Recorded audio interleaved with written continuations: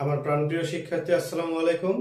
চলুন আজকে আমরা দেখব যে কিবোর্ড থেকে দুইটি সংখ্যা ইনপুট নিয়ে যোগ করব, অর্থাৎ কিবোর্ড থেকে কম্পিউটারে দুইটা সংখ্যা ইনপুট নিয়ে কি করব, যোগ করব।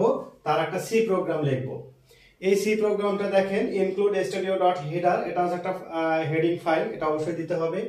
include conio.header, এটা অবশ্যই একটা মেথড, এটা ফাংশন, বিলিং ফাংশন দিতে হবে। int main, এবং এইটা হচ্ছে আমার ইনপুট, এদিক দিয়ে ইনপুট হবে এবং আউটপুট হবে যেটা। এখন আমি কি নেব, দুইটা সংখ্যা যেহেতু ইনপুট নেব এবং সংখ্যা দুটো কি করব, যোগ করব। এজন্য নাম্বার 1, নাম্বার 2 এবং সাম, এই তিনটা কি করলাম, মেমোরিতে তিনটা আমি ঘর তৈরি করে নিলাম।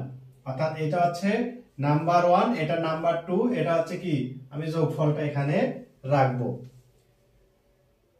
Print enter the first number আসলো, এরপরে আমি নাম্বার একটা ইনপুট করতে হবে। স্ক্যান করা মানে কি, আমার এখানে যেহেতু বলছে ইনপুট নেও কোথা থেকে, কিবোর্ড থেকে, এই জন্য স্ক্যান করতে হবে।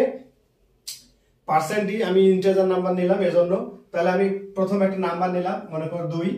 এরপরে বলছে যে আবার ইন্টার দ্য সেকেন্ড নাম্বার, তাহলে এই সেকেন্ড নাম্বারের ঘরে বলছে যে আরেকটা নাম্বার নাও, তাহলে এখানে ধরো নিলাম আমি 2। এরপরে বলছে সাম ইকুয়াল নাম্বার 1 প্লাস নাম্বার 2, অর্থাৎ এই দুইটা যোগ করে কি করতে হবে, এই সামের ঘরে রাখতে হবে। দুইটা যোগ করে রাখলাম, কত হলো 4। প্রিন্ট দ্য সাম, অর্থাৎ এই সামটা কি করতে হবে, এবার ডিসপ্লে করতে হবে। ডিসপ্লে করার পর কি করতে হবে, রিটার্ন 0। এই যে রিটার্ন 0, এই রিটার্ন 0টা আসলে আমার প্রোগ্রামটা যে শেষ সেটা বোঝায়।